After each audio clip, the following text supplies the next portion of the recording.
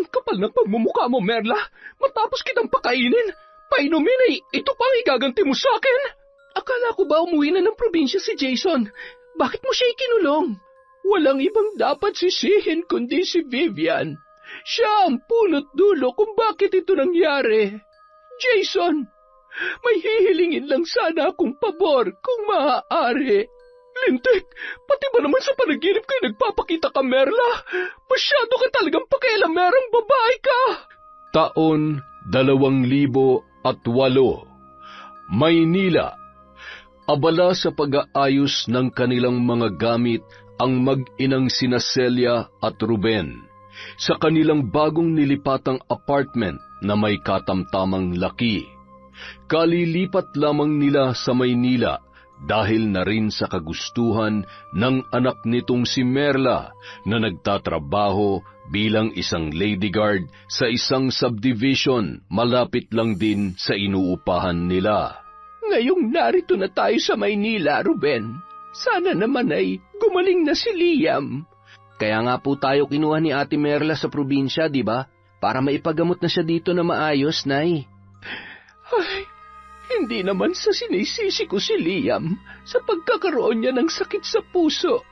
Pero bakit kasi hindi nagsusustento yung kanyang ama? Malaking halaga pa naman ang kinakailangan para maoperahan ang bata. Aba, hindi man lamang inisip ng lalaking yon na sila lang naman dalawa ni Merla ang nagsalo sa sarap sa paggawa nitong apo ko. Tapos eto, at si Merla lang ang nagpapakahirap para matustusan ang mga pangangailangan nitong si Liam. Alam nyo namang irresponsable yung lalaking yun. Hinahanapan nyo pa ng sustento. Imposible na po magbigay yun. Panganay na anak ni Nanay Celia si Merla. Nang mabuntis ng nobyo ay ipinakilala naman sa kanya ang lalaki.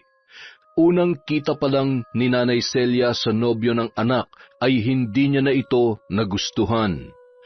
Dahil normal na kay Nanay Celia ang magbunganga, nakatikim ang lalaki ng kanyang mga pangaral. Hindi nagustuhan ng lalaki ang una nilang pagkikita. Anito kay Merla ay hindi niya matatagalan ang pagiging istrikta at ang pagiging mabunganga ni Nanay Celia. Sinikap naman ni Merla na ipaintindi sa nobyo ang ugali ng ina at kinumbinsi pa niya na magtiis na lang muna para sa magiging anak nila. Pasasaan ba at makakabukod din naman sila pagdating ng araw. Akala ni Merla nagkaintindihan na sila ng kanyang nobyo. Ngunit bigla na lamang itong hindi nagpakita sa kanya at tuluyan nang naglaho ng walang pasabi. Kahit sobrang nasasaktan sa ginawa ng lalaki, ipinagpatuloy ni Merla ang buhay, hanggang sa siya ay manganak na. Ngunit tila pinagsakluban siya ng langit at lupa nang malamang may sakit sa puso ang kanyang anak na si Liam. Para matustusan ang mga gamot ng kanyang anak, nagdesisyon siya na magtrabaho sa Maynila bilang gwardya ng isang subdivision. At nang makaluwag-luwag ay kinuha niya na ang kanyang kapatid at ina, pati na rin si Liam para maipagamot ng maayos. Huwag na nga nating pag-usapan ng lalaking yon. Naiinis lamang ako. Hayaan nyo, Nay. Oras na makapagtapos ako ng pag-aaral at makapasok na magandang trabaho, ako na magtataguyod sa inyo. Sinabi mo yan, ha? Huwag ka muna mag-asawa at makukurot kitang bata ka. Ay, teka, nasa na nga pala si Liam? Hi po, Lola. Nandito po ako sa taas ng hagdan. Nako, ikaw talagang bata ka. Bumaba ka na nga riyan at baka mapagod ka sa pag-akyat paba mo. Alam mo namang masama sa iyo ang napapagod, apo ko. Strong naman po ako, Lola. Hayaan niyo na po muna ako mag-play. Walang tigil sa pag-akyat at sa pagbaba ng hagdan si Liam. Nakikipaglaro siya sa kanyang sarili at aliw na aliw sa kanyang ginagawa. Kahit anong gawing pagsaway ni Nanay Celia ay tinatawanan lamang yon ng bata. Tingnan mo nga yung pamangkin mo. Mukhang namana sa ama niya ang pagiging matigas ang ulo. Kayo naman, Nay. Ganyan talaga ang mga bata. Likas na makukulit. Liam, apo, bumaba ka na riyan at ipaghahanda na kita ng merienda. Lola, Tito, hindi po ako makahinga. Biglang napabalikwas ng tayo si Nanay Celia mula sa pagkakasalampak sa sahig para daluhan ang kanyang apo. Ruben, kunin mo yung gamot ng bata sa kabinet. Magmadali ka. Opo, Nay. Ikaw naman kasi, hindi ka nakikinig kay Lola. Galit po ba sa akin si Lola? Hindi, apo. Hindi ako galit. Nag-aalala lamang si Lola. Mas tumindi pa ang pag-aalala ni Nanay Celia nang makita na namumutla na ang kanyang apo. Ruben, ano ba? Bilisan mo naman! Nagmamadali namang sumugod si Ruben sa kanila. Akay-akay ni Nanay Celia ang kanyang apo. Mabilis namang pinainom ni Ruben ang bata ng gamot nito at dahan-dahang pinaypayan para makasagap ng hangin. Biglang bumukas ang pinto at iniluwa noon si Merla. Kagagaling lang nito mula sa kanyang trabaho. Nay, ano nangyari sa anak ko? Inatake si Liam, ate. Ano? Diyos ko, anong dahilan? Bakit siya inatake? Ang kulit kasi, akyat pa naog sa hagdan, hindi nakikinig kay nanay na kanina pa sinasaway. Anak, nandito na si Mama. Kumusta ang pakiramdam mo, ha? Namumungay ang mga mata ng bata na nakatingin sa kanyang ina. Kahit mukhang pagod, nagpakawala pa rin yon ng pilit ng ngiti, sabay sa dahan-dahang paghawak sa mukha ni Merla. Labis naman ang pag-alala ng babae para sa kanyang anak, na malisbis ang kanyang mga luha habang hinahalikan ang kamay ni Liam. Kung kaya ko lang sanang kunin niyang nararamdaman mo, anak. Matagal ka na sanang nakalaya sa karamdaman mong yan. Pero, lalaban tayo, Liam. At sigurado kong makakaya natin ang lahat ng pagsubok sa tulong ni Papa God, di ba? Tumango na lamang si Liam bilang tugon sa kanyang lumuluhang ina. Ate, ngayong nandito na kami sa Maynila, ano nang balak mo?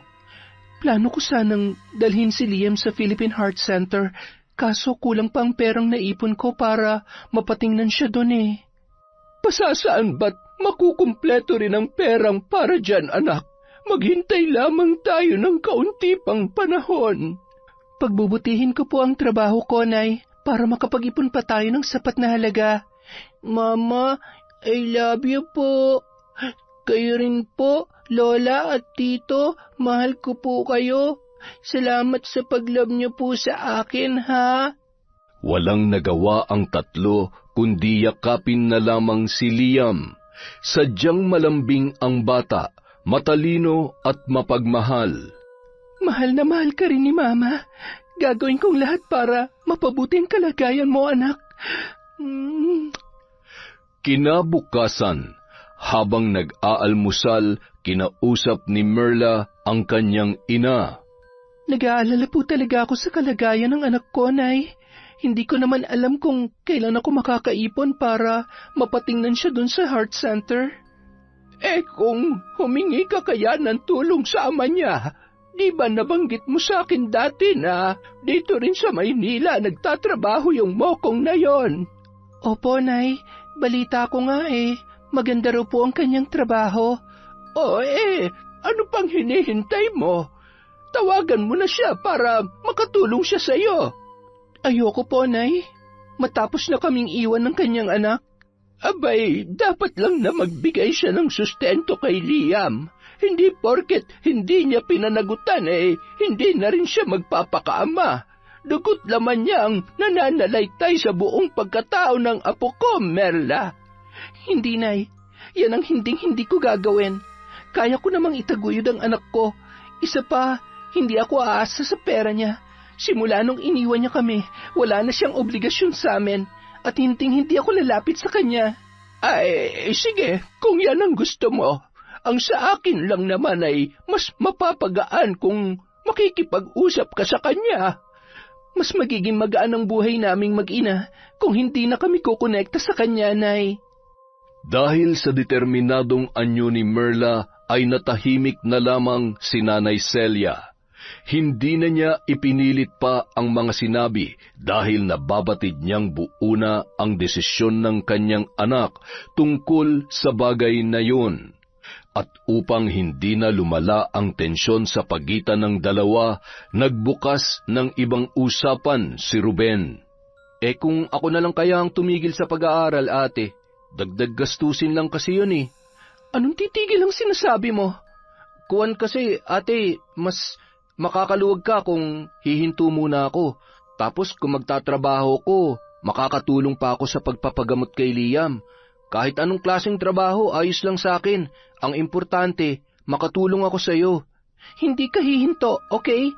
Isang school year na lang at gagraduate ka na. Ano ka ba? Pero kasi, ate, wala nang pero-pero. Ginagawa kong lahat na makakaya ko para sa inyong tatlo.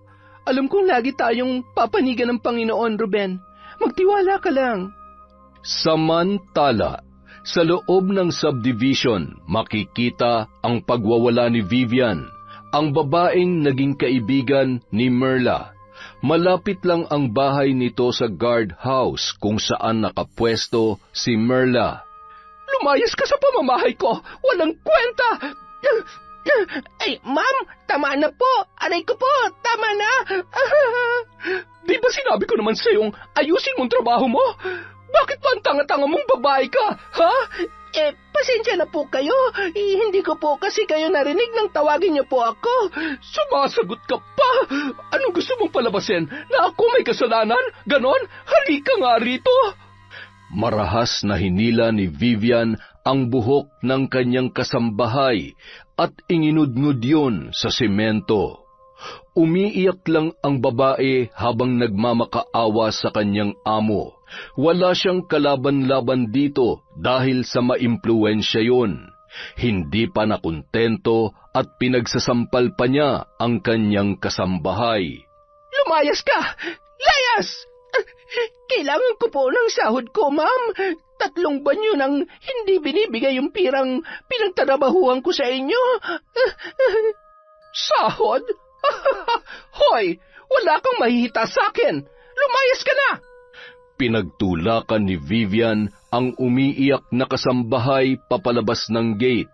Sunod niyang binalibag ang mga gamit nito, kaya nagkalat yon sa kalsada.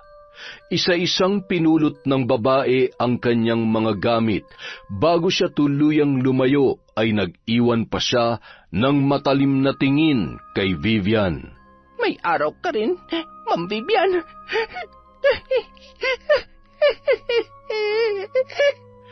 Sakto naman pagkaalis ng minaltratong kasambahay, dumating ang bagong hire na boy ni Vivian para sa bigasan nitong nasa loob lang din ng subdivision. Nagpakilala ang lalaki bilang Jason. Pinatsyudahan niya ng tingin ang lalaki mula ulo hanggang paa. Napalis ang kanyang galit at napalitan ng ngiti ng masilayan ang magandang pangangatawan nito. At higit sa lahat, parang kinilig siya sa kagwapuhang taglay ng lalaki. Tuwang-tuwa si Vivian dahil sa wakas, pogi na naman ang nakuha niyang boy. Pangatlong boy niya na si Jason. Lagi siyang nagpapalit ng mga tauhan dahil hindi maintindihan ang pabago-bago niyang ugali. Galing sa probinsya ng Leyte ang lalaki. Lumuwas yun sa Maynila para maghanap ng trabaho. Malapit na kasing manganak ang asawa nito. Ay, salamat naman at dumating ka na. Natutuwa ako kasi may maaasahan na ako sa bigasan ko. Ay, siya nga pala, nag-almusal ka na ba? Opo ma'am, tapos na po. Nakayuko si Jason habang sumasagot kay Vivian nang biglang kumalam ang sikmura nito. Hindi na tuloy na itago ng lalaki ang gutom nang ibuking siya ng tiyan niya sa pamamagitan ng paglikha ng tunog. Sa palagay ko hindi ka pa kumakain. Huwag ka na mahiya, Jason. Nakakahiyaman pong aminin, madam, pero hindi pa nga po talaga ako kumakain. Sapat lang kasi ang pera ko para sa pamasahe. Ganun ba? Sige, kumain ka muna ng almusal bago ka magsimulang magtrabaho. Hindi ka makakakilos na maayos niyan kung gutom ka. Nako, maraming salamat po, madam. Ma'am Vivian na lang ang itawag mo sa akin. Yan din naman ang nakasanayan ko sa mga dati kong boy. Sige po, Ma'am Vivian. Matapos makapag-almusal, dinala ni Vivian si Jason sa tutuluyan nitong silid. Jason, ito ang magiging kwarto mo. Malinis na yan. Maraming salamat po, Ma'am Vivian. Sige na, ilagay mo muna mga gamit mo dyan at bubuksan na natin ang bigasan. Naging abala si Jason nung araw na yon. Kahit pagod sa trabaho, masaya naman siya na mabait ang kanyang amo. Lumipas ang 1 linggo at maayos naman ang naging takbo ng kanyang pagtatrabaho. Jason, pansin ko lang na parang wala kang masyadong dalang damit, ano?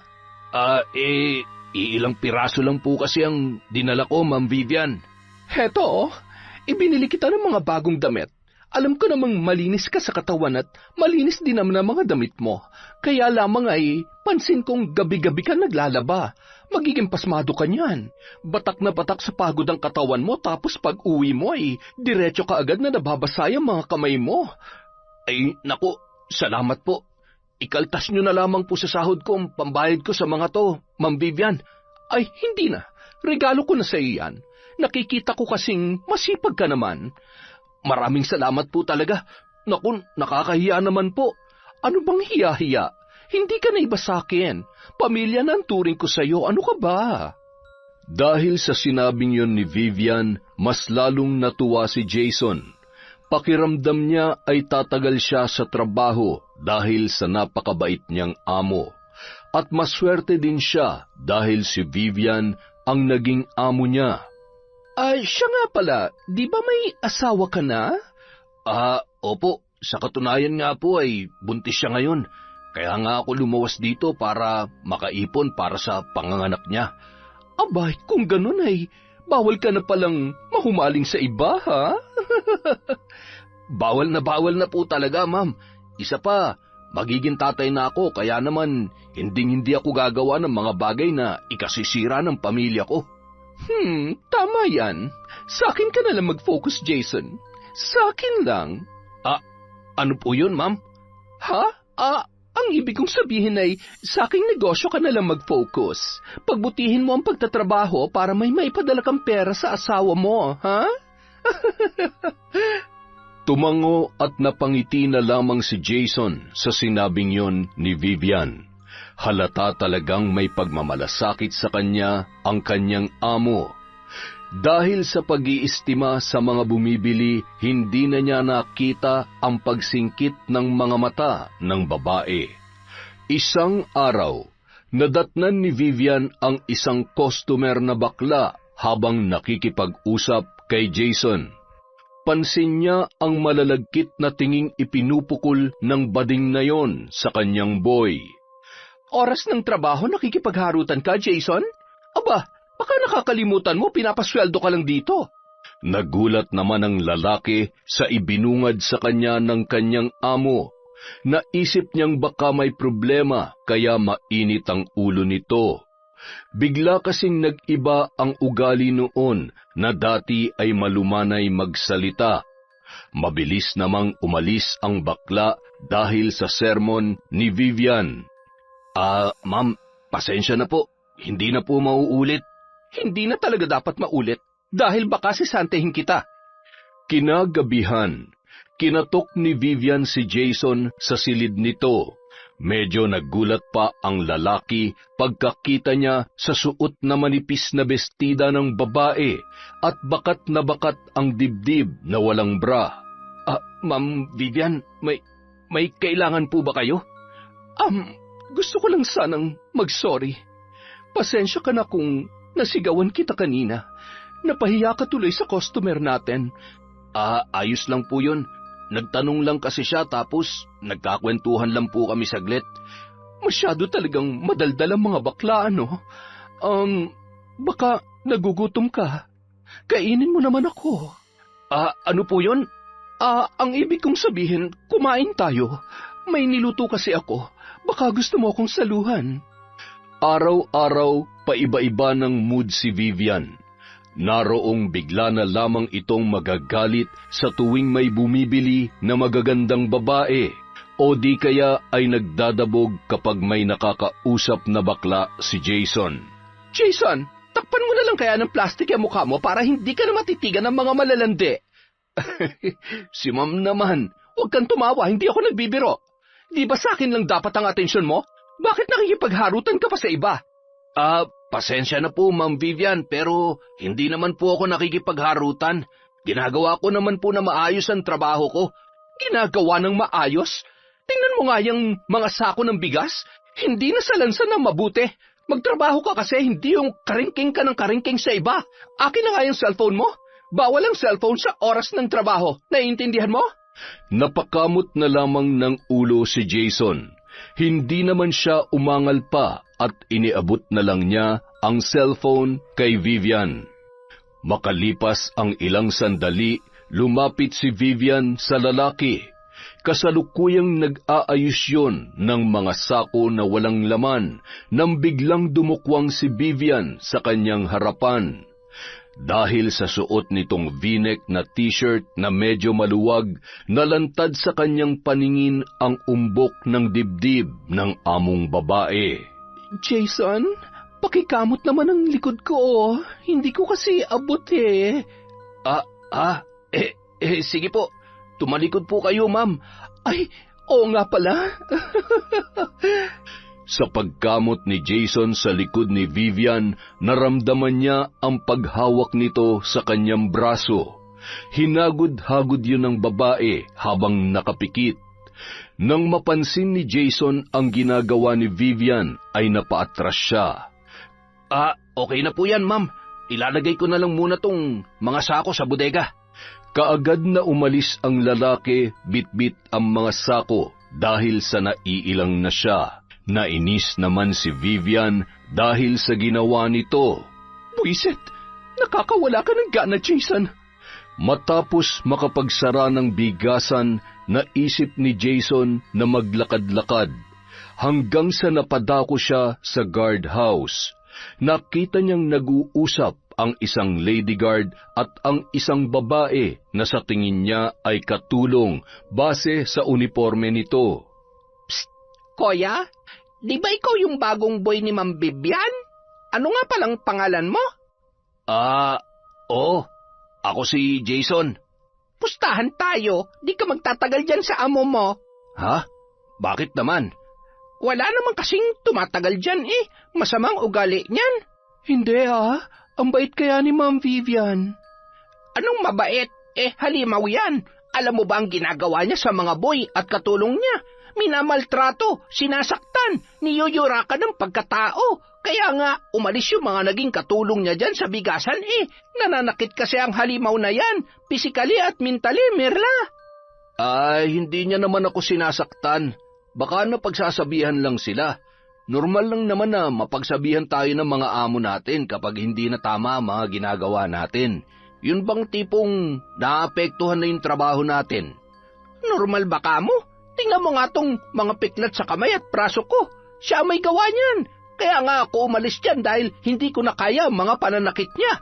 May saltik kasi ang babae na yan. Kung ako sa'yo, Jason, habang maaga pa, umalis ka na dyan bago mo danasin ang mga dinanas namin. Ikaw Magtigil ka nga sa mga paratang mo. Baka maniwala si Jason sa'yo.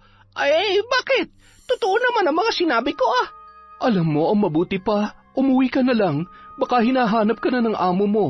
Huwag ka magkalat ng chismis dito. Ang bait-bait ni Ma'am Vivian tapos sinisiraan mo. Ewan ko sa'yo, Mirla. Binabalaan ko lang naman itong si Jason. Diyan na nga kayo, Huwag mo na lang pansinin ang mga pinagsasasabi nun. Galit lang yata yun kay Ma'am Vivian dahil tinanggal siya sa trabaho. Siya nga pala. Ako nga pala si Merla. Bago umuwi ay nakipagkwentuhan muna si Jason sa Lady Guard. Pagdating niya sa kanyang quarter ay kaagad siyang hinarang ni Vivian. San ka galing? Nakipagkwentuhan lang po ako dun sa may guardhouse. Kanino? Dun sa Lady Guard po, si Merla. Bakit niyo nga po pala ako hinahanap, ma'am? Ipapaalam ko lang sana na naiwala kayong cellphone mo. Hindi ko na matandaan kung saan ko nailagay o baka nalaglag ko. Lagot na. Paano ko na makukontak ang asawa ko niyan? Pahihiramin na lamang kita kapag gusto mo siyang kausapin. Sa pagdaan ng mga araw, lalong naging mas possessive si Vivian kay Jason. May ngumiti at bumati lamang dito, parang nagliliyab na sa galit ang babae. Kinokontrol niya ang lahat ng mga ginagawa ng lalaki, maging ang makipag-usap sa mga customer ay ipinagbabawal niya kung hindi naman tungkol sa bigas ang kanilang pinag-uusapan. Ma'am Vivian, 1 linggo ko na po kasing hindi nakakausap ang asawa ko. Pwede ba akong makitawag gamit yung cellphone nyo? Kahit saglit lang po, baka kasi nag-aalala na sa akin yun. Pasensya ka na, Jason. Nasira ang cellphone ko. Ewan ko ba kung bakit bigla na lang nawawala ang signal nito? Ipapatingin ko muna sa technician, ha? Para matawagan mo ng asawa mo. Hindi alam ng lalaki na sinadya talaga ni Vivian na itapon ang kanyang cellphone para mawala ang komunikasyon nito sa kanyang asawa at mabaling lang sa kanya ang atensyon ng lalaki. Kapag nanghihiram naman sa kanya si Jason, ay marami siyang dinadahilan para hindi na makatawag pa yon sa kanyang pamilya. Hanggang sa nakahalata na ang lalaki at hindi na lang nangungulit sa kanyang amo. Halos hindi na rin kinakausap ni Jason ang mga customer para hindi siya nito pagalitan at masigaw-sigawan sa harap ng ibang tao.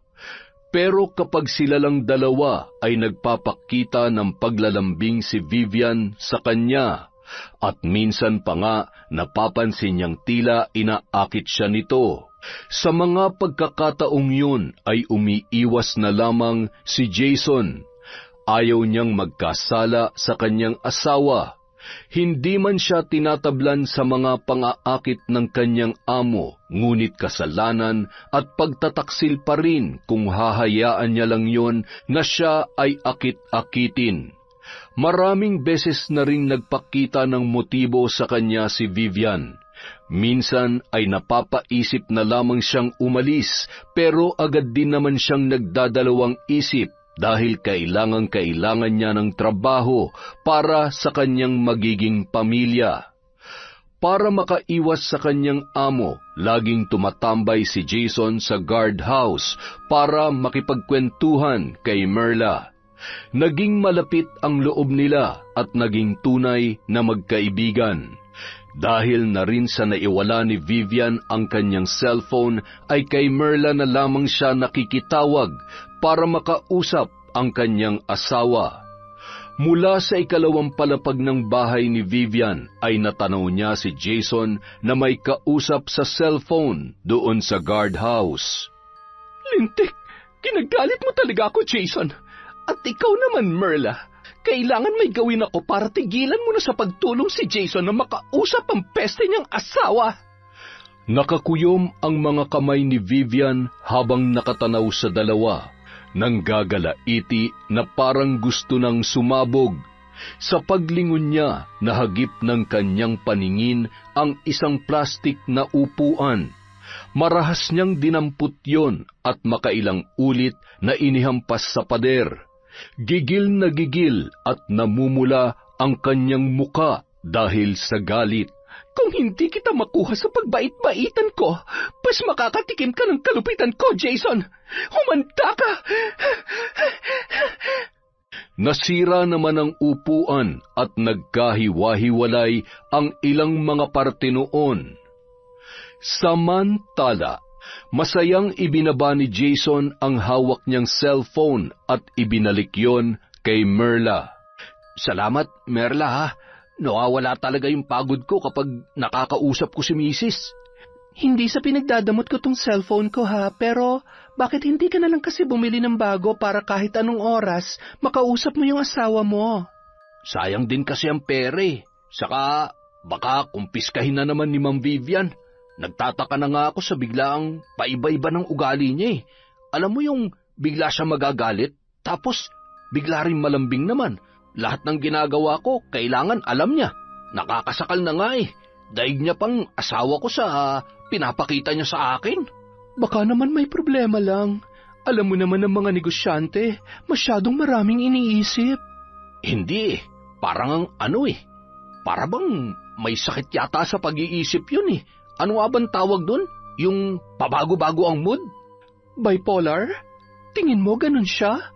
Alam mo, matagal na akong gwardiya dito sa subdivision. Mabait naman sa akin yang si Ma'am Vivian. Basta, may iba talaga sa kanya eh. May mga ginagawa siyang hindi ko nagugustuhan. Para bang may gusto siya sa akin?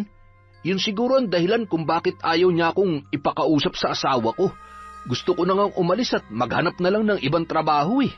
Nakakainis na kasi siya eh. Sa pag-uwi ni Jason, nakangiting sinalubong siya ni Vivian. Dala ang mainit na sabaw ay inalok niya ang lalaking tikman ang kanyang niluto. Hindi naman tinanggihan ni Jason ang pagkain at nilantakan niya yon. Naubos niya sa paghigop ang sabaw nang biglang makaramdam ng pagkahilo. Biglang nanlabo ang kanyang paningin. Pakiramdam niya ay umiikot ang kanyang paligid. Nang sinipat niya si Vivian ay nakangisi naman yun. Halatang nagdidiwang sa matagumpay na binabalak. Hanggang sa tuluyan na ngang nandilim ang kanyang paningin. Ilang oras ding nawalan ng malay si Jason.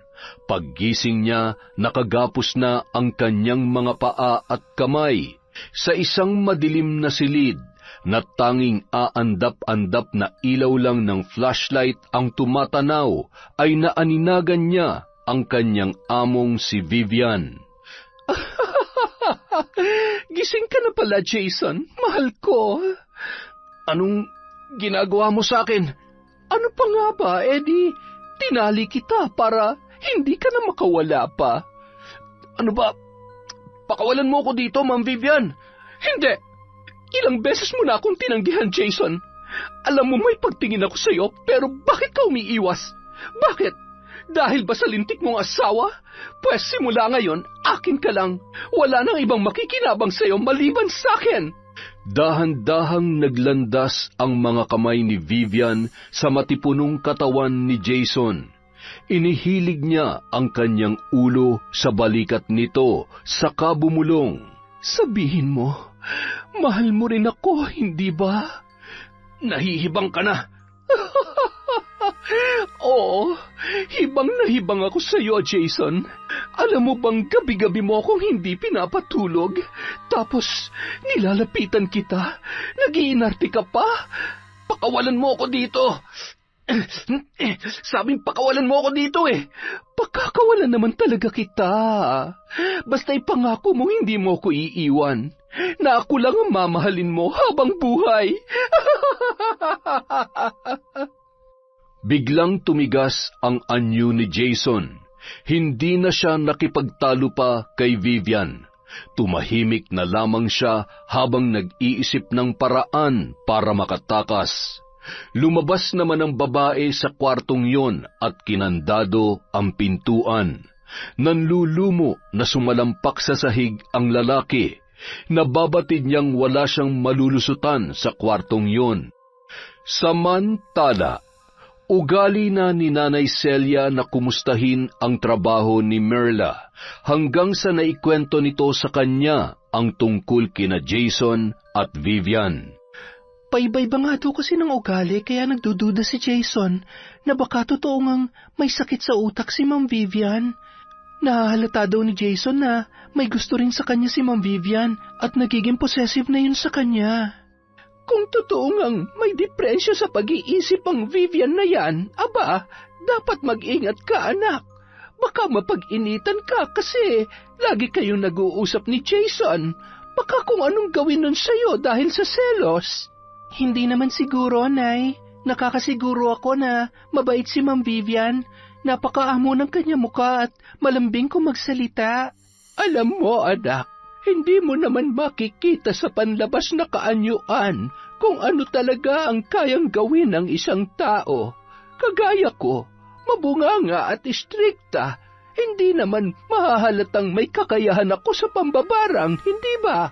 Inay naman, baka may makarinig sa inyo at kung ano pang isipin sa atin.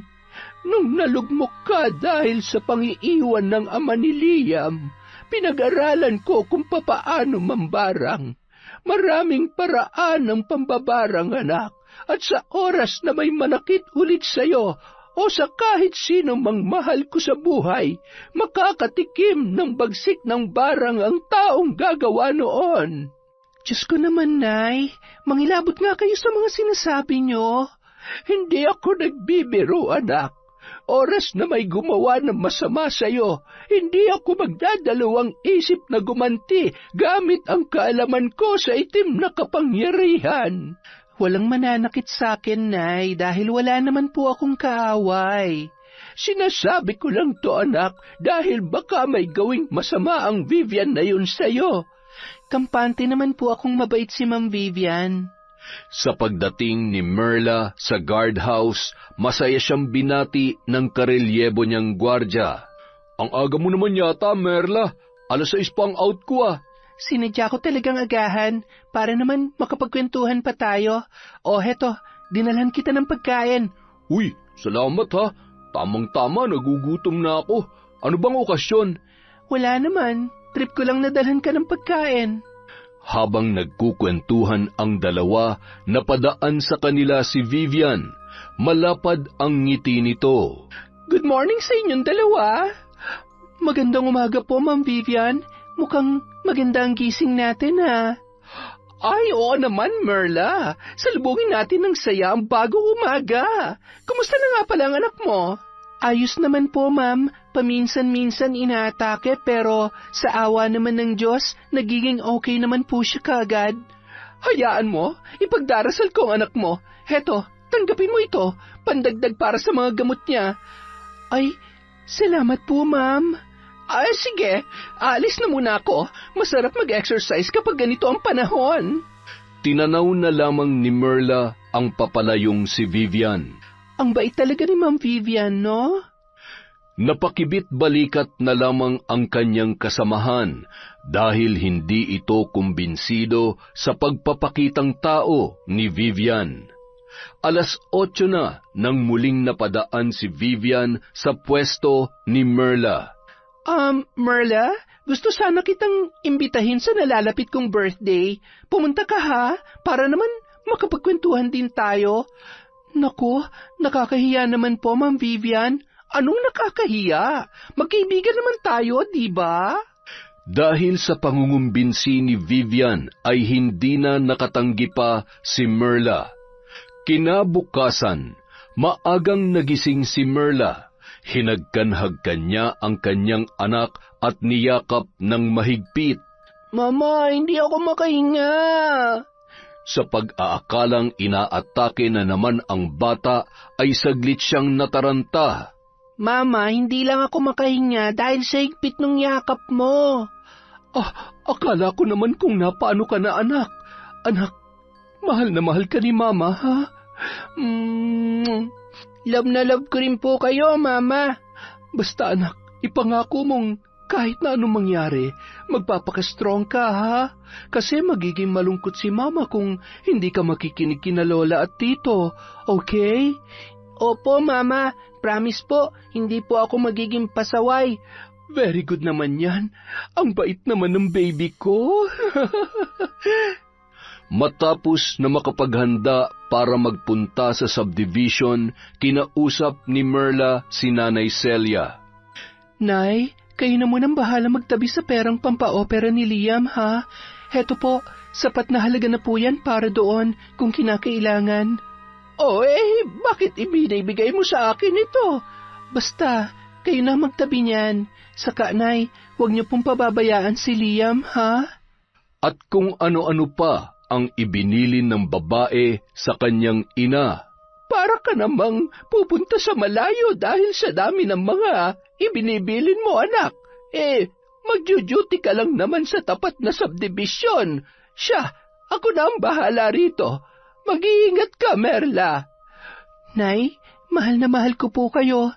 Tandaan niyo yan, ha? Salamat po sa lahat-lahat, Nay.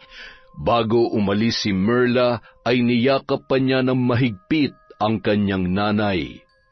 Habang tinatanaw papaalis ang anak, parang may kung anong lungkot ang lumukob sa kalooban ni Nanay Celia.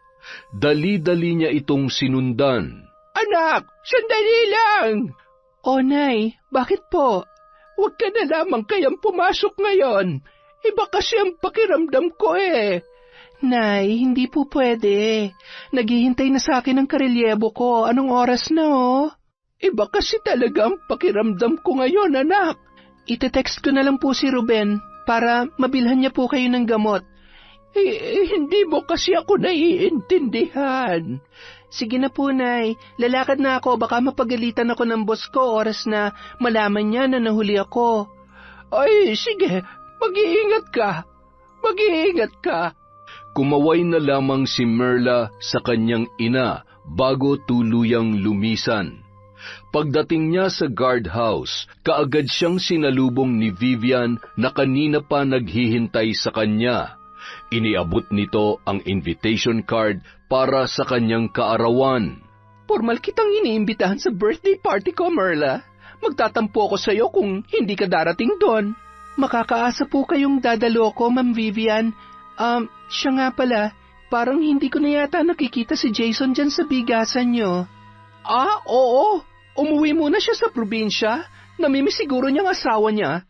Hindi ko nga alam kung kailan babalik yun Hindi naman na nagtaka pa si Merla dahil minsan nang nabanggit ng lalaki na baka umuwi na lamang siya sa kanila o di kaya ay maghahanap na lang ng ibang trabaho dahil sa pabago-bagong pakikitungo ni Vivian dito. Hihintayin kita sa party ko, ha? Mamayang gabi na yan, Merla. Sige po, Ma'am Vivian. Ano ka ba? Mas matutuwa ako kapag Vivian na lang ang itatawag mo sa akin. Parang nakakahiya naman po kasi. Sige ka, magtatampo ko kung ipipilit mo pa yung pagtawag na ma'am sa akin. Sige, Vivian. Ayan, ang sarap sa tenga. O siya, mauna na ako't mukhang nakapila na ang mga suki ko. Maggagabi na nang tinawagan ni Merla si Nanay Celia para ipaalam na mahuhuli siya ng uwi dahil dadalo pa siya sa party ni Vivian. Maraming dumalo sa parting yon, marami ring handa si Vivian, at kapag may party, paniguradong merong alak. Hindi na nakatanggi pa si Merla nang yayain siyang uminom ng babae. Hanggang sa sila na lang dalawa ang nag-iinuman dahil umuwi na ang ibang dumalo sa nasabing pagdiriwang. Alam mo, Merla, yung mga lalaki, pare-pareho lang ang mga yan, mga walang kwenta. Matapos nilang makuha ang lahat sa atin, parang baliwala na tayo sa kanila. Tama ka dyan, Vivian.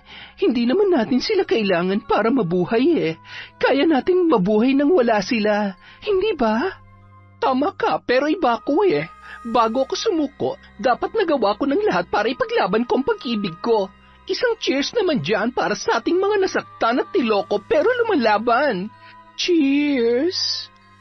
Marami pa silang napagkwentuhan hanggang sa unti-unti na silang nakatulog dahil sa kalasingan. Malalim na ang gabi nang magising si Merla. Nakaramdam siya ng pagkaihi. Pasuray-suray siyang nagtungo sa banyo. Pagkalabas niya roon, biglang nahagip ng kanyang pandinig ang mga kaluskos na nagmumula sa kung saan. Napatigil siya sa paghakbang nang makarinig siya ng parang boses ng lalaki. Humihingi yon ng tulong. Sinundan ni Merla ang pinanggagalingan ng tinig hanggang sa napunta siya sa labas ng silid, kung saan nakakulong si Jason. Samantala, Malakas na inuumpog ni Jason ang nakagapos na mga kamay sa pinto. Nang hihina na rin siya dahil sa gutom. Ma'am Vivian, pakawalan mo ako rito. Buksan mo ang pinto. Saklolo, tulungan niyo ako. Paulit-ulit na nagsisisigaw ang lalaki. Nang maaninag ni Merla ang tila kumakalampag sa kabilang banda ng pinto, idinikit niya ng mariin ang kanyang tenga doon, at nakilala niya ang boses ni Jason na humihingi ng tulong. Biglang binayo ng kaba ang dibdib ni Merla. Bumalik siya sa sala kung saan nakatulog sila ni Vivian. Hindi niya alam kung ano ang gagawin at natatakot siya sa kung ano ang susunod na mangyayari.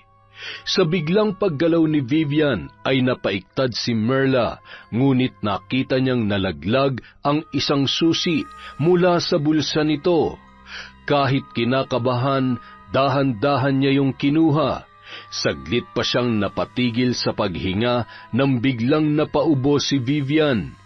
Nang masigurong tulog na tulog pa yon, halos patakbo siyang nagtungo sa labas ng silid na kinaroroonan ni Jason. Nanginginig ang kanyang mga kamay habang sinusuksok ang susi sa seradura. Kahit hindi sigurado kung yun ba ang tamang susi para doon, ay naglakas loob siyang subukan kung magbubukas yun o hindi. At sa pag-click ng susi, mabilis niyang itinulak ang pinto para buksan. At bumungad sa kanya ang puyat at pagod na kaanyuan ni Jason. Jason, Diyos ko, anong ginawa ni Vivian sa'yo? Ikinulong niya ako rito at hindi niya ako pinapakain. Gusto niyang siya lang ang maging mundo ko. Pakiusap, tulungan mo ako makalabas dito, Merla. Parang nawalan na ako ng sapat na lakas dahil sa gutom. Huwag ka mag-alala, makakauwi ka sa pamilya mo, Jason. Kailangan natin mag-ingat. May baril si Vivian. Kinalagan ni Merla ang mga kamay at paa ni Jason. Mabilis nilang tinalunton ang daan palabas sa bahay ni Vivian. Bago sila makalabas, kailangan muna nilang dumaan sa natutulog na babae dahil yun lang ang tanging daan para lubusan na silang makatakas. Ngunit sa hindi inaasahang pagkakataon, pagkilos ni Merla ay nasagi niya ang isang florera. Nalaglag yon sa sahig na naglikha ng malakas na ingay. Kinabahan silang dalawa dahil sa paggalaw ni Vivian. Ngunit saglit lamang yon dahil bumalik na yon sa pagtulog. Pinauna ni Merla si Jason hanggang sa dumako na sila sa pangunahing pintuan. Ubod ng ingat itong binuksan ni Jason habang si Merla naman ay nakamasid sa natutulog na si Vivian. Nang mabuksan nila ang pinto, mabilis na lumabas ang dalawa. Pilit na binubuksan ni Jason ang gate nang biglang may nagsalita sa kanilang likuran. Saan kayo pupunta? May hawak na baril si Vivian at nakatutok yon sa kanilang dalawa. Ang kapal naman ng pagmumukha mo, Merla. Matapos kitang pakainin, painumin, ito pang igaganti mo sa akin? Akala ko ba nakauwi na ng probinsya si Jason? Bakit mo siya ikinukulong? Wala ka na doon! Wala kang pakialam! Nagkamali ako ng pagkakakilala sa'yo. Akala ko mabait ka. May tinatago ka palang ugali na hindi ko gustuhin ni naman. Jason, bumalik ka na sa loob! Ano ko, baliw? Uuwi na ako sa amin. Sa ayaw at sa gusto mo. Ah, ganon ha? Ipinutok ni Vivian ang baril kay Jason. Tinamaan naman ng lalaki at bumulagta. Walang hiya ka! Mamamatay tao! Pagkatapos noon, itinutok naman ni Vivian ang baril kay Merla. At dahil dumaan naman sa training si Merla, ay hindi siya nagdalawang isip na sunggaban si Vivian para agawin ang baril mula rito. Nag-agawan silang dalawa, ngunit sadyang malakas si Vivian. Naitulak niya si Merla dahilan upang bumagsak yon.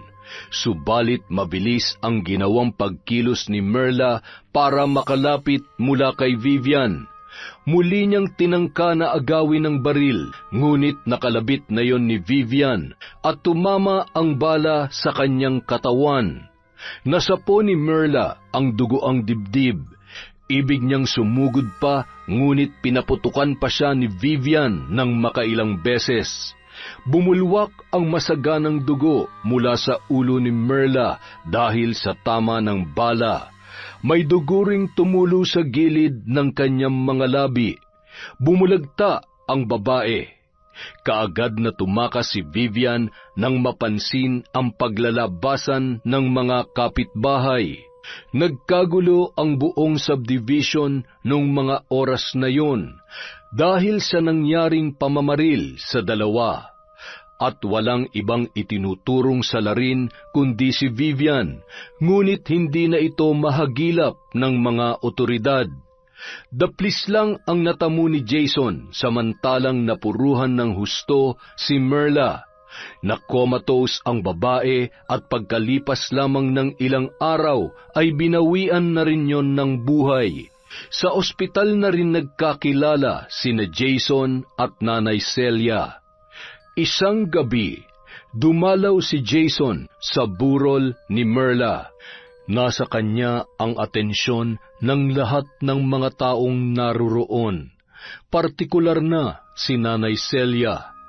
Lumapit siya sa kabaong at nag-alay ng dasal. Nilapitan naman siya ng matanda. Nakikiramay ho ako. Bilang isang ina, walang katumbas ang lalim na sakit ng mawala ng isang anak. Walang paglagyan ang aking paghihinagpis. Humihingi po ako ng tawad sa inyo, Nanay Celia, nang dahil sa akin, namatay po si Merla. Ikinuwento ni Jason ang lahat ng nangyari nung gabing yun, kung paano siya nakulong sa silid na yun at kung paano siya tinulungan ni Merla. Sa totoo lang, nung malaman kong nabaril ang anak ko dahil sa pagliligtas niya sa iyo, nakaramdam ako ng galit. Sinisi kita dahil sa pagkawala niya.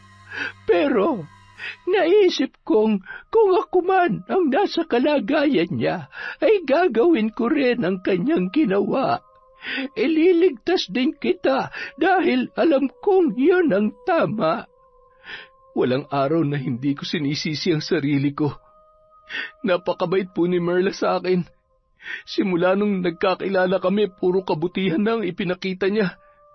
Hindi ko lubos akalain na hahantong sa ganito ang lahat. Walang ibang dapat sisihin kundi si Vivian. Siya ang punot dulo kung bakit nangyari ito.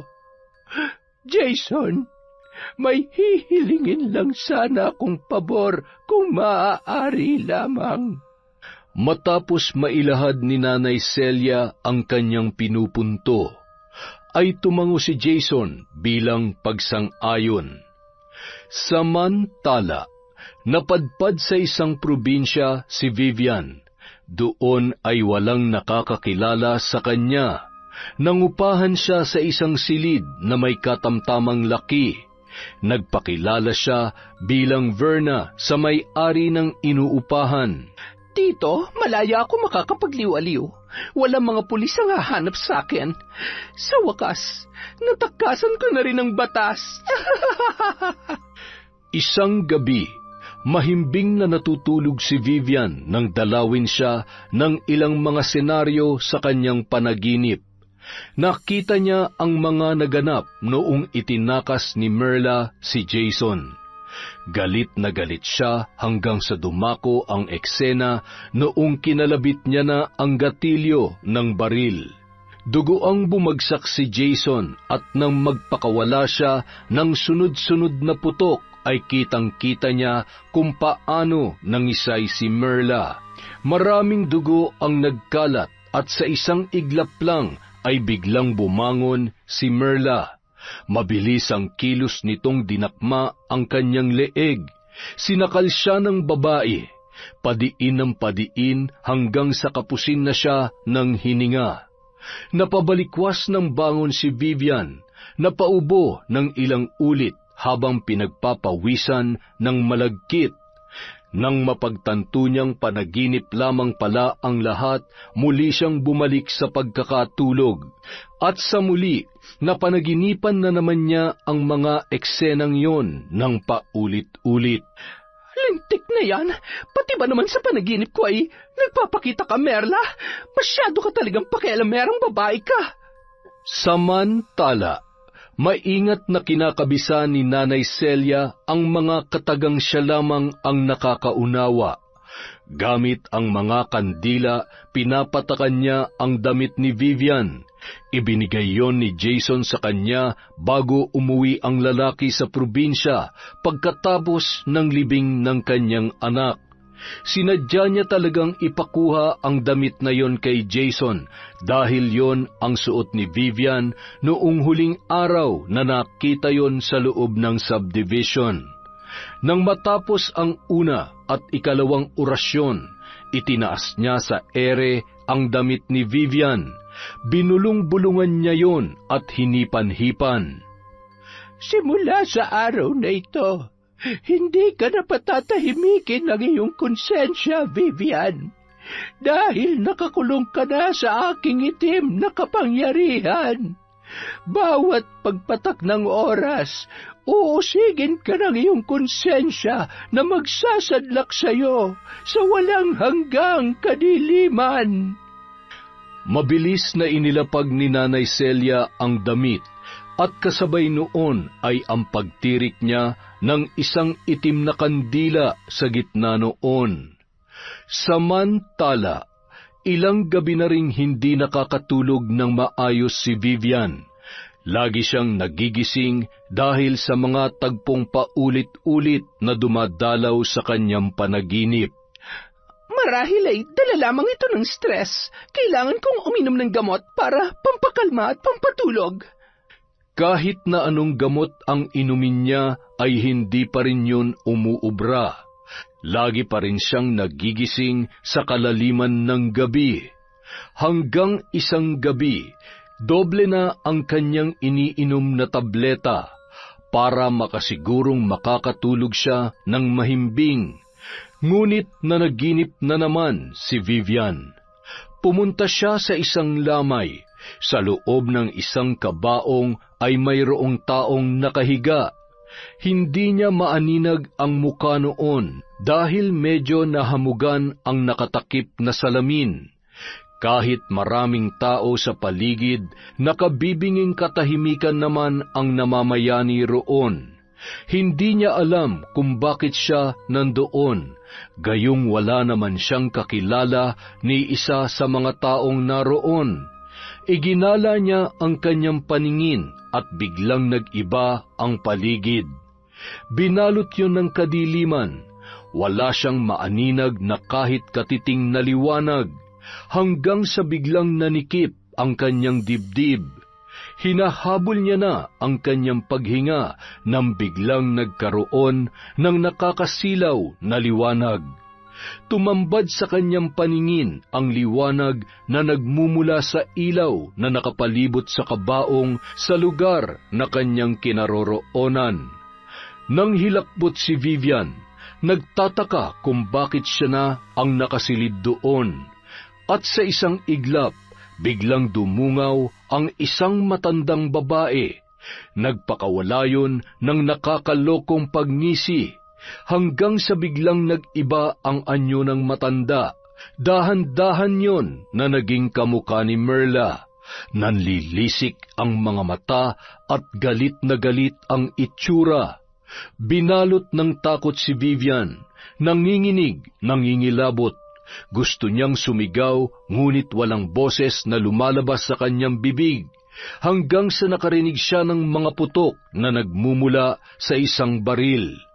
Umalingaw-ngaw yon sa kalaliman ng kanyang tainga. Napatda pa si Vivian nang biglang may tumalsik na mga dugo sa kanyang muka. Pilit na gumagalaw ang babae, ngunit tila paralisado na ang buo niyang katawan. Ang kanyang paghinga ay unti-unti na ring binabawi sa kanya. Hinihingal na napabalikwas ng bangon si Vivian. Sapo ang kanyang dibdib dahil pakiramdam niya ay totoong napupugto na ang kanyang hininga. Nanunuyo ang kanyang lalamunan at sumasakit na ang kanyang ulo. Lubayan mo na ako, Merla. Alam kong sumakabilang buhay ka na. Huwag mo na akong perwisyuhin. Walang hiya ka. Ang pagsapit ng bawat gabi ay naging parusa para sa babae. Naroong bigla na lang siyang nagigising na masakit ang dibdib o di kaya ay napapasigaw dahil sa takot at sindak sa kanyang panaginip. Napansin ng ibang nangungupahan ang nangyayari kay Vivian. Pinayuhan naman siya ng mga yon na magpatingin na sa albularyo para malaman kung ano nga ba ang nangyayari sa kanya. Sa tulong ng kanyang landlady, nakilala niya ang isang albularyo. Sa tingin niya ay magkasing edad lamang sila. Matipuno ang pangangatawan nito at tipong mabango. Hindi amoy insenso o kahit na anumang langis. Sabihin mo, ano bang totoo mong nararamdaman? Lagi akong nahihilo. Eto nga't nanlalabo na ang paningin ko. Pasimpleng idinantay ni Vivian ang kanyang ulo sa balikat ng albularyo. Umiiral na naman ang kanyang kalandian. Kasalukuyang magkatabi silang nakaupo sa isang mahabang bangko. Teka lang at ikukuha kita ng halamang gamot. Mabisang lunas yon para sa mga nahihilo. Hindi na. Mukhang maayos naman ang pakiramdam ko. Yun nga, lagi kong dinadalaw ng mga masasamang panaginip. Gabi-gabi yun at halos hindi na ako pinapatulog. Tinitigang mabuti ng albularyo si Vivian kung paano ito magsalita at kumilos. Nilandas ng kanyang paningin ang kabuuan ng babae. At nang mapadako ang kanyang mapanuring tingin sa magkabilang mata ni Vivian, ay nagkaroon agad siya ng konklusyon. Maaari ko bang matingnan ang iyong mga hindiliit sa magkabilang kamay? Aba, siyempre naman. Mabilis na ipinakita ni Vivian sa albularyo ang nais nitong tingnan. Barang, nakikita ko na binabarang ka. Ano? Anong barang? Ang barang ay isang sumpa na nagmumula sa kaliwang lihim na kapangyarihan. Pasensya ka na pero hindi ko talaga maintindihan. Ginagawan ka ng masama ng isang taong galit sa iyo sa pamamagitan ng pambabarang. Ito'y katulad lang din ng kulam, ngunit ang mambabarang ay gumagamit ng mga insekto o di kaya ilang mga piling kagamitan upang ipasok sa katawan ng biktima. Iyon ang magsisilbing tutupok at papatay sa iyo. Kung ganon, may kung ano-ano ng mga insektong nasa loob ng katawan ko. Sa pagkakaalam ko ay wala pa. Nagsisimula pa lang ang mambabarang napasakitan ka.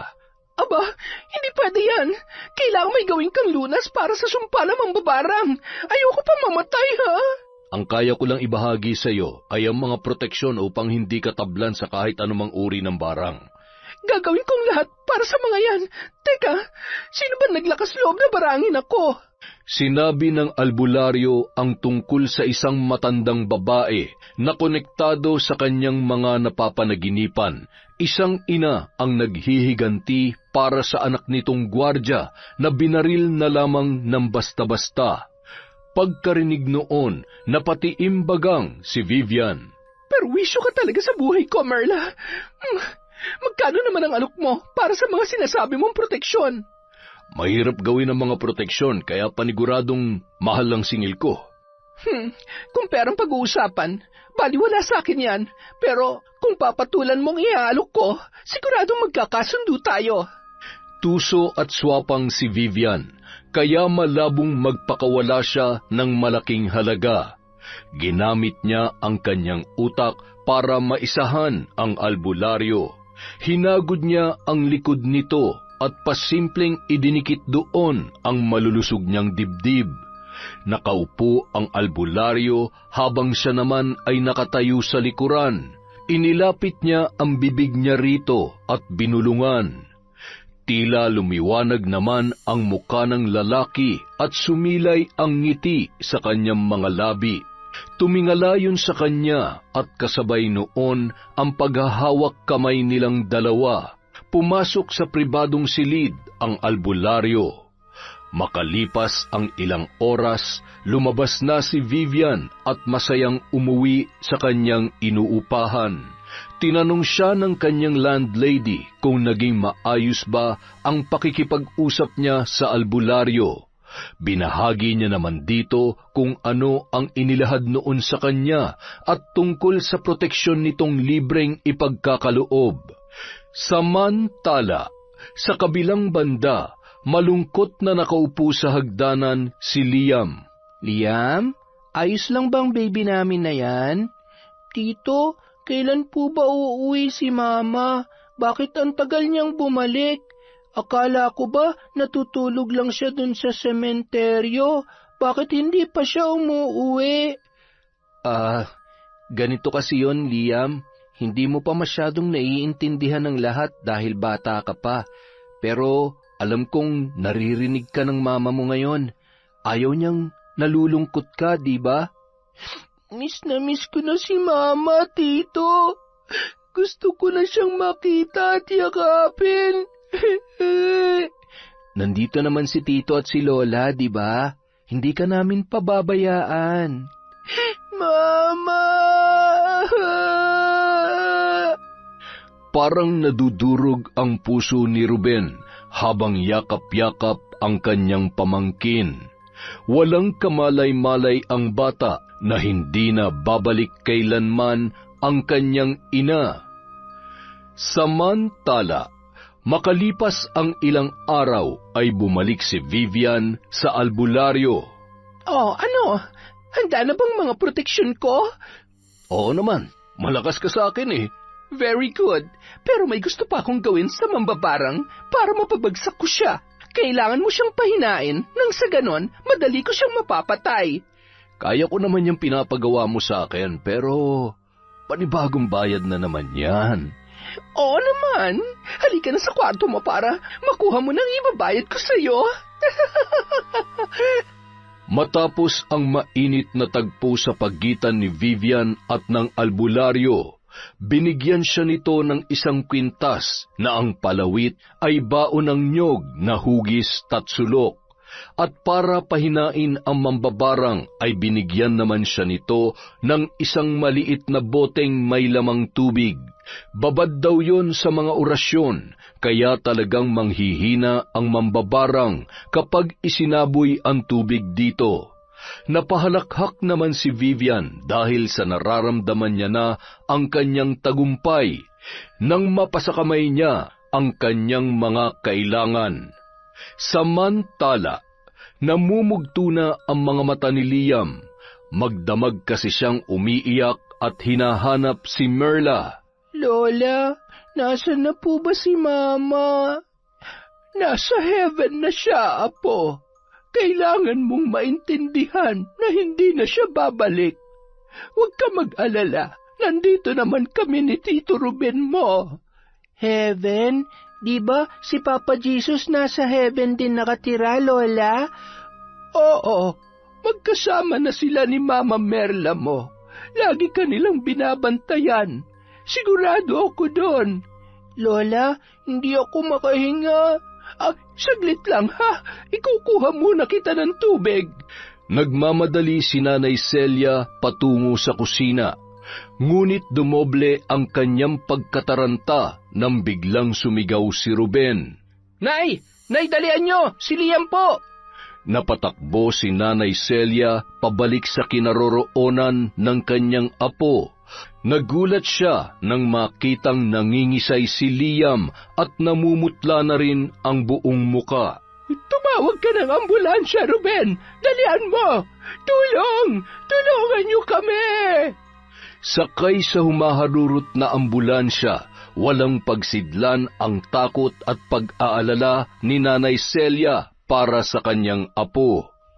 Diyos ko, Alam kong nakagawa ako ng malaking kasalanan dahil sa paglabag ko sa mga utos mo, pero huwag niyo sanang hayaang mawala sa amin ang apo ko. Dugtungan niyo pa sana ang buhay niya. Nagmamakaawa ako sa inyo. Pagdating sa ospital, kaagad na inasikaso ng mga doktor si Liam.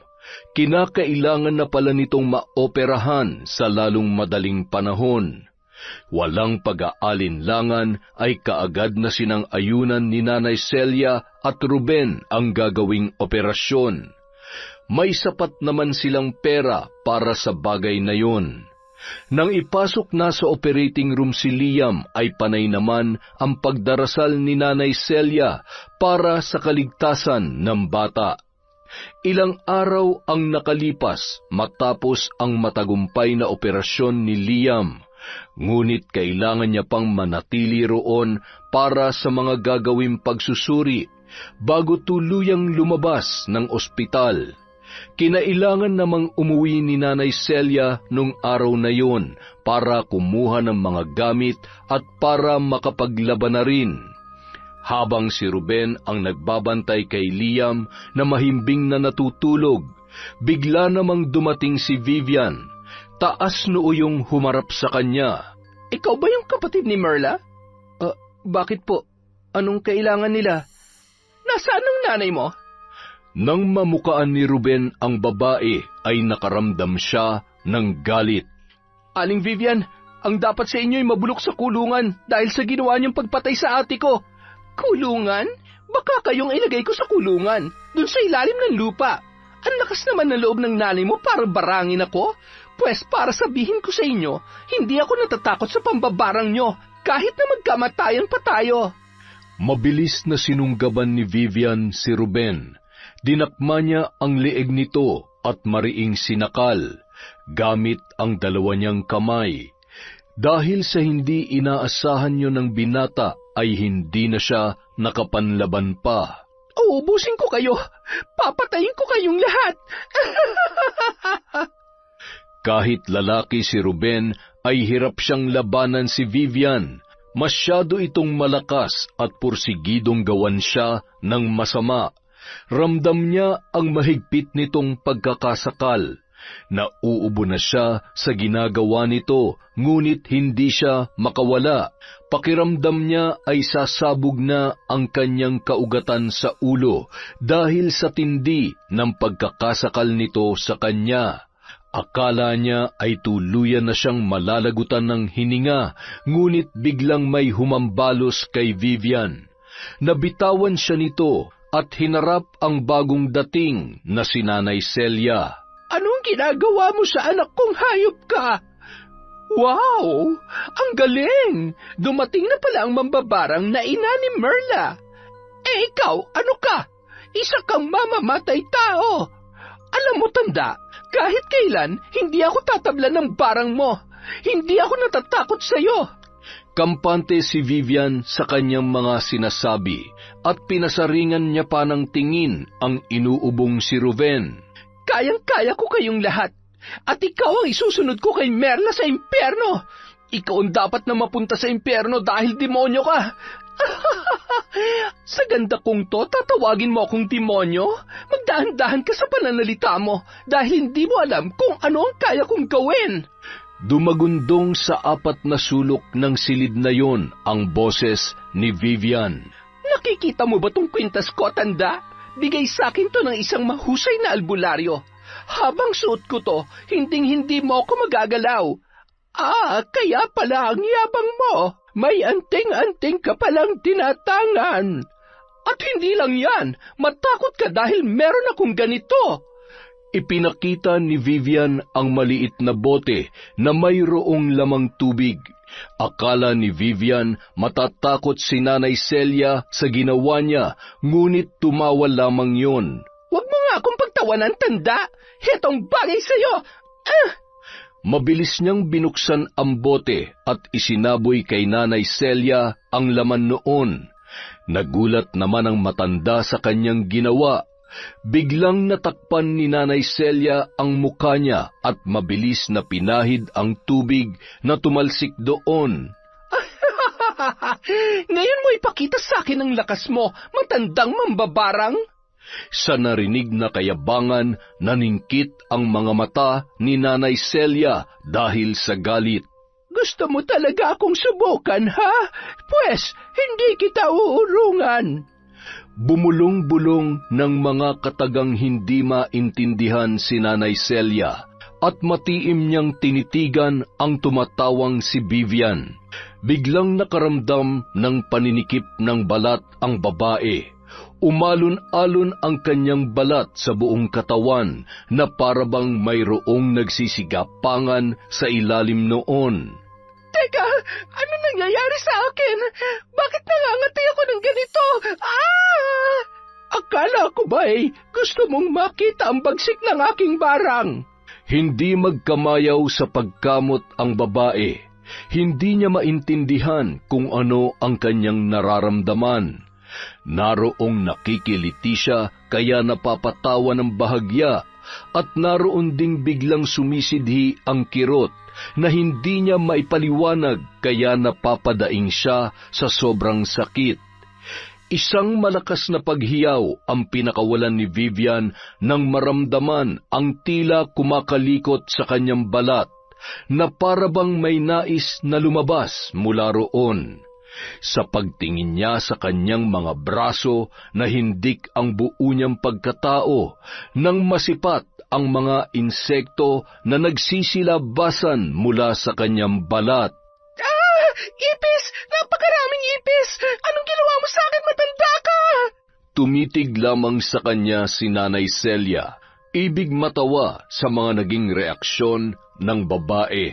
Akala ko ba'y may protection ka?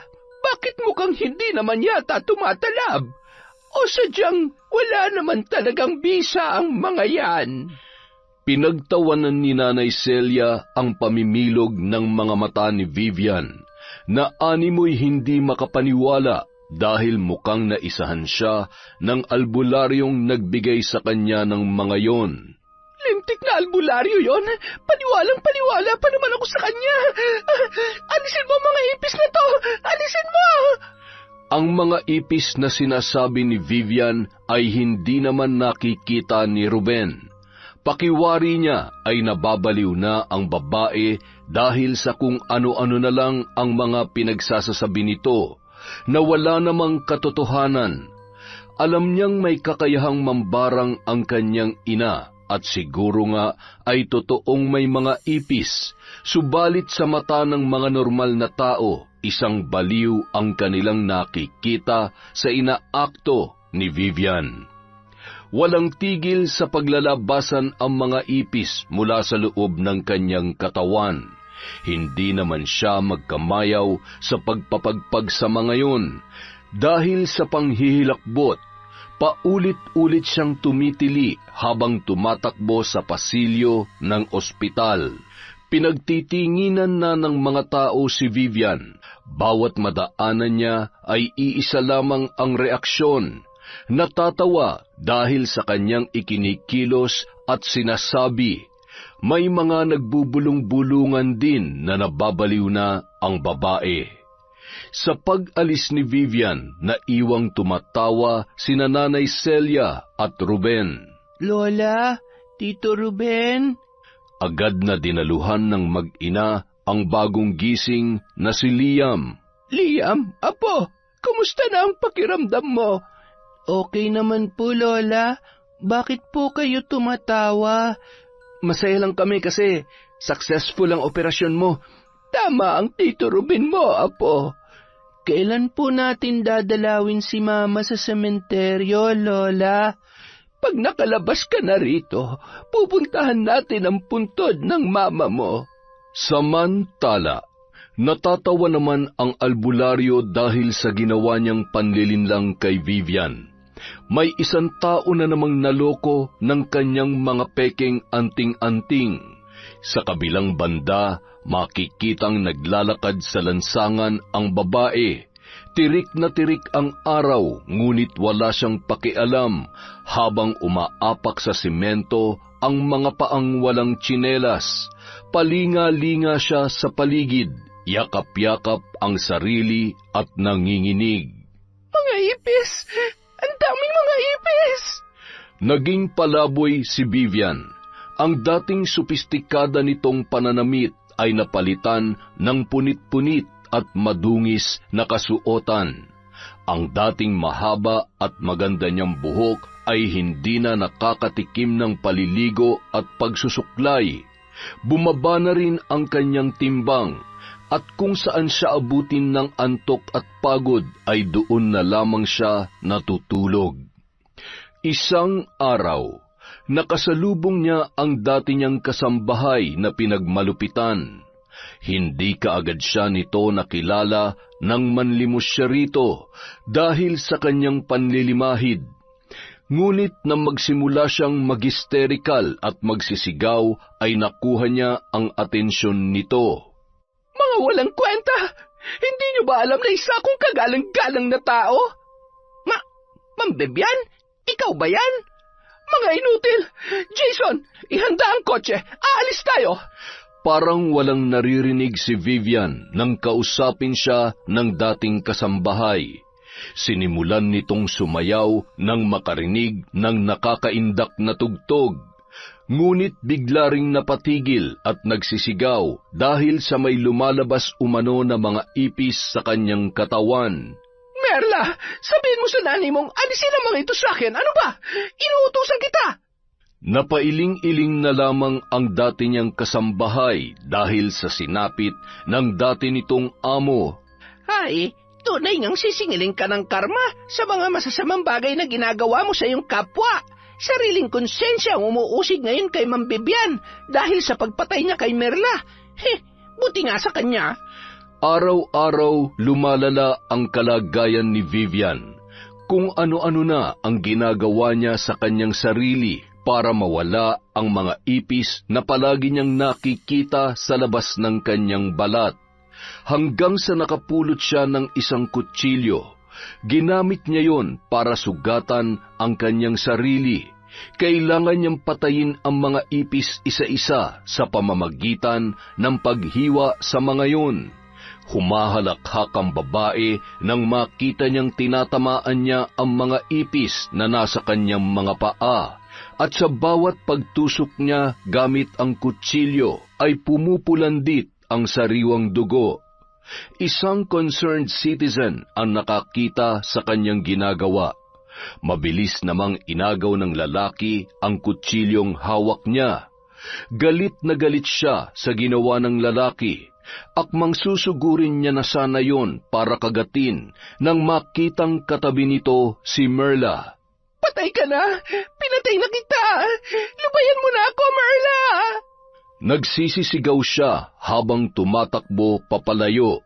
Hinihingal ngunit ayaw niyang abutan siya ni Merla na nakasunod sa kanya.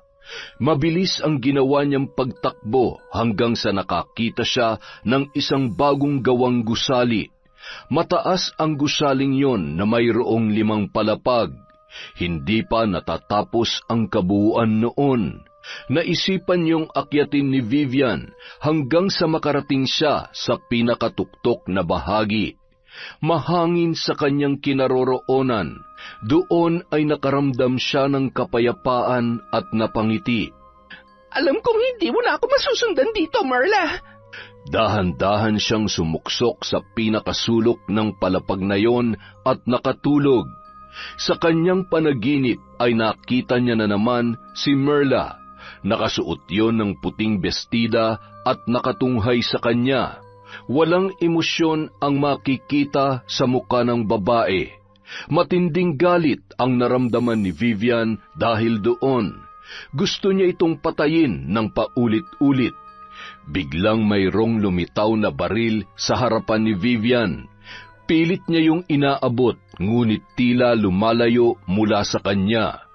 Gigil na gigil ang babae na barilin si Merla, kaya tumayo siya mula sa sulok upang kunin ang nasabing baril. Ang hindi alam ni Vivian, ang tagpong kinukuha niya ang baril ay hindi na lamang basta panaginip, kundi totoong gumagalaw na siya. Wala namang baril sa realidad dahil likha lamang yon ng kanyang isipan. Mabilis siyang nagtungo sa gilid ng gusali at sa isang iglap lang ay biglang nawala ang sandatang kanyang kukunin. Nang sipatin niya ang ilalim, nakita niya ang mga taong nandoon, nakatingala sa kanya. Humahalakhak ang babae, sabay sumigaw, Ako si Vivian!